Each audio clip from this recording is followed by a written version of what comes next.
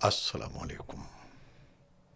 آج جمعرات ہے، مارچ کی 26 تاریخ۔ میں ہوں خالد حمید، خبروں کے بلیٹن کے ساتھ۔ امریکہ اور اسرائیل کی جانب سے ایران کے خلاف جاری جنگ شدت اختیار کر گئی ہے۔ تہران میں موجود الجزیرہ کے نمائندے کے مطابق جہاں ایک طرف مذاکرات کے حوالے سے متضاد بیانات سامنے آ رہے ہیں، وہیں حملوں کی تعداد اور شدت میں مسلسل اضافہ دیکھا جا رہا ہے۔ امریکہ کے صدر ڈونلڈ ٹرمپ کا کہنا ہے کہ ایران کے ساتھ بات چیت جاری ہے، تاہم ایران نے ان دعووں کو مسترد کرتے ہوئے واضح کیا ہے کہ وہ امریکی جارحیت کے خلاف مزاحمت جاری رکھے گا۔ اسی دوران امریکہ کی جانب سے جنگ بندی کے لیے کچھ تجاویز بھی سامنے آئی ہیں، جن میں ایران کے جوہری اور میزائل پروگرام کو محدود کرنا، آبنائے ہرمز کو کھلا رکھنا، مسلح گروہوں کی حمایت ختم کرنا، بین الاقوامی ایٹمی توانائی ایجنسی کی نگرانی قبول کرنا، سویلین جوہری تعاون اور ایران پر عائد پابندیوں میں نرمی شامل ہیں۔ ایرانی فوج کے ترجمان کے بعد پاکستان میں تعینات ایرانی سفیر رضا امیری مقدم نے بھی امریکہ کے ساتھ کسی بھی قسم کے براہ راست یا بالواسطہ مذاکرات کی خبروں کی تردید کرتی ہے۔ اپنے بیان میں رضا امیری مقدم کا کہنا تھا کہ پاکستان جیسے دوست ممالک تہران اور واشنگٹن کے درمیان بات چیت کی راہ ہموار کرنے کی کوشش کر رہے ہیں اور امید ہے کہ یہ سفارتی کوششیں کامیاب ہوں گی۔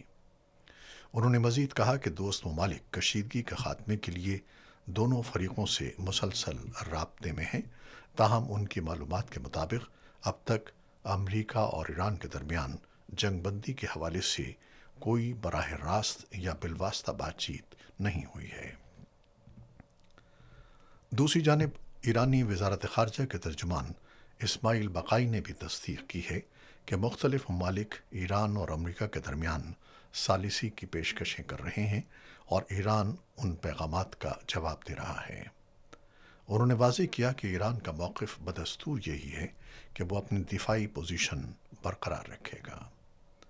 اسماعیل بقائی کا مزید کہنا تھا کہ امریکہ اور اسرائیل کے حملوں کے دوران مذاکرات کی باتیں قابل اعتبار نہیں لگتیں۔ انہوں نے بتایا کہ ایرانی وزیر خارجہ عباس عراقچی اپنے پاکستانی ہم منصب اور دیگر ممالک کے سفارتکاروں سے مسلسل رابطے میں ہیں۔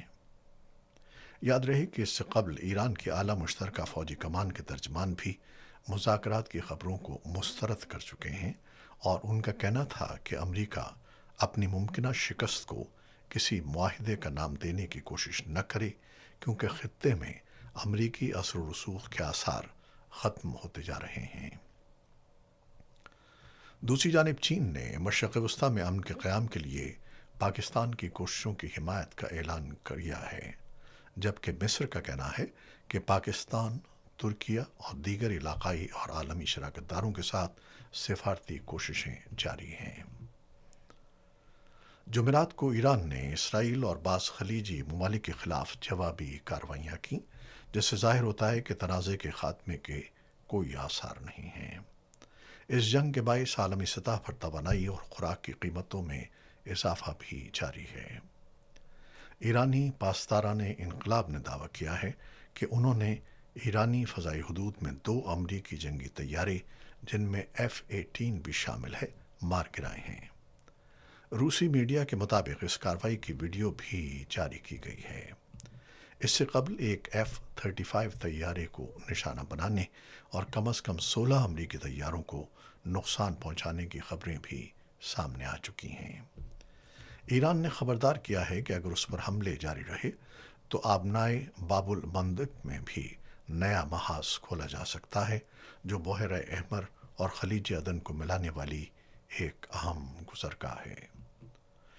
ادھر اسرائیلی وزیر دفاع نے دعویٰ کیا ہے کہ ایک فضائی حملے میں ایرانی پاسداران انقلاب کی بحریہ کے کمانڈر علی رضا تنگسیری ہلاک ہو گئے ہیں، تاہم ایران کی جانب سے اس کی تاحال سرکاری تصدیق نہیں کی گئی ہے۔ 28 فروری کو جنگ کے آغاز کے بعد سے اسرائیل کی جانب سے کئی اعلیٰ ایرانی شخصیات کو نشانہ بنانے کے دعوے کیے گئے ہیں، جن میں سپریم لیڈر علی خامنئی اور سیکیورٹی چیف علی لاریجانی کے نام بھی شامل ہیں۔ اس جنگ میں اب تک ایران میں 1500 سے زائد افراد جاں بحق ہو چکے ہیں، جبکہ اقوام متحدہ کے ادارے برائے مہاجرین کے مطابق تقریباً 32 لاکھ افراد ملک کے اندر بے گھر ہو چکے ہیں۔ امدادی ادارے اور پڑوسی ممالک ممکنہ مہاجر بحران کے پیش نظر تیاریاں کر رہے ہیں۔ دوسری جانب اسرائیلی فوج نے جنوبی لبنان میں انخلاء کے احکامات کو مزید وسعت دے دی ہے، جس کے تحت ملک کے تقریباً 14% علاقے کو خالی کرایا جا رہا ہے۔ خلیجی تعاون کونسل GCC کے سیکرٹری جنرل نے ایران کے اقدامات کو شدید تنقید کا نشانہ بناتے ہوئے کہا ہے کہ ایران نے تمام سرخ لکیریں عبور کر لی ہیں۔ ان کا کہنا تھا کہ GCC ممالک نے ہمیشہ تحمل کا مظاہرہ کیا، لیکن اب انہیں اپنے دفاع کا حق حاصل ہے۔ انہوں نے عالمی برادری سے مطالبہ کیا کہ سمندری گزرگاہوں کے تحفظ کو یقینی بنانے کے لیے فیصلہ کن اقدامات کرے۔ پاکستان کے وزیر خارجہ اسحاق ڈار نے کہا ہے کہ پاکستان امریکہ اور ایران کے درمیان ثالثی کی کوششوں کے تحت پیغامات کی ترسیل کا کردار ادا کر رہا ہے۔ ان کے مطابق امریکہ نے 15 نکاتی تجویز ایران کے ساتھ شیئر کی ہیں، جن پر غور جاری ہے۔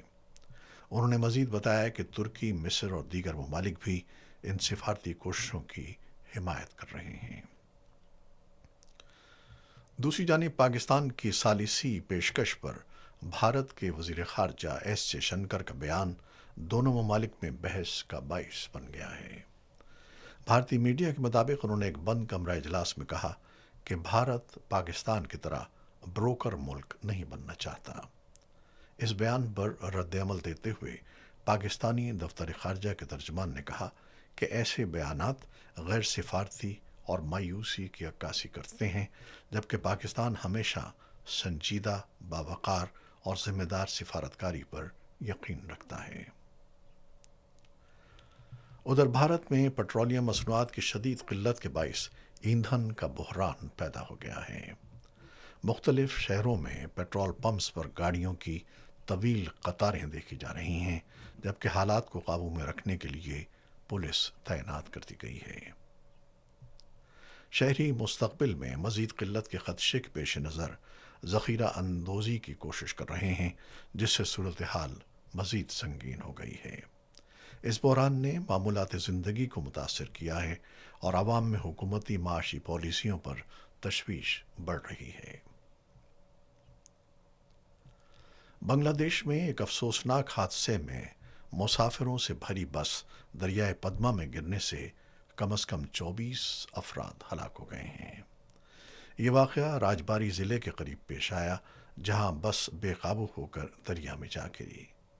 امدادی ٹیموں نے بس سے متعدد لاشیں نکالیں، جن میں خواتین اور بچے بھی شامل ہیں۔ مقبوضہ کشمیر میں کل جماعتی حریت کانفرنس نے دہلی کی ایک عدالت کی جانب سے حریت رہنما آسیہ اندرابی کو عمر قید اور ان کے ساتھیوں کو طویل سزائیں سنانے کو غیر قانونی اور سیاسی انتقام قرار دیا ہے۔ ترجمان کے مطابق یہ فیصلے کشمیری قیادت کو دبانے کی کوشش ہیں اور اس میں عدالتی و تحقیقاتی اداروں کے غلط استعمال کا الزام عائد کیا گیا ہے۔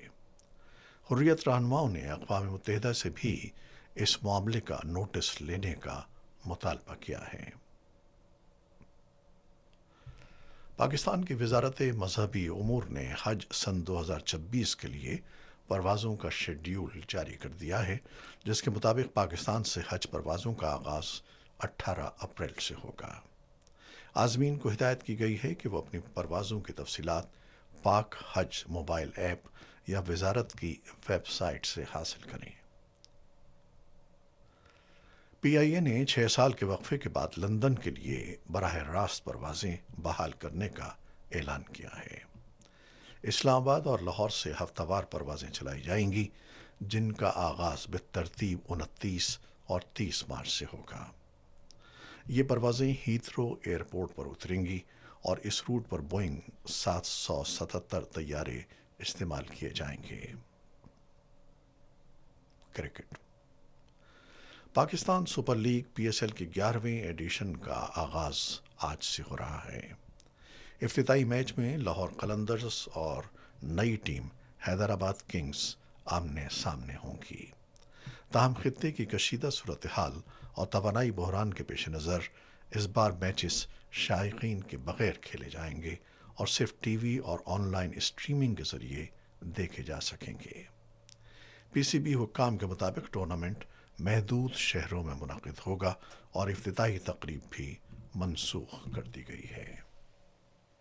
یہ تھیں وہ خبریں جو یوٹیوب چینل پر ہم نے آپ کے لیے پیش کی ہیں۔ آپ ہمارے چینل کو دیکھتے ہیں، شیئر کرتے ہیں، پسند کرتے ہیں اور اپنے کمنٹس میں اپنی محبتوں کا اظہار کرتے ہیں، جس کے لیے ہم آپ کے بے حد ممنون ہیں۔ اپنی ان کاوشوں کو، ان محبتوں کو جاری رکھیے گا۔ خالد حمید کو اب اجازت دیجیے گا۔ اللہ حافظ۔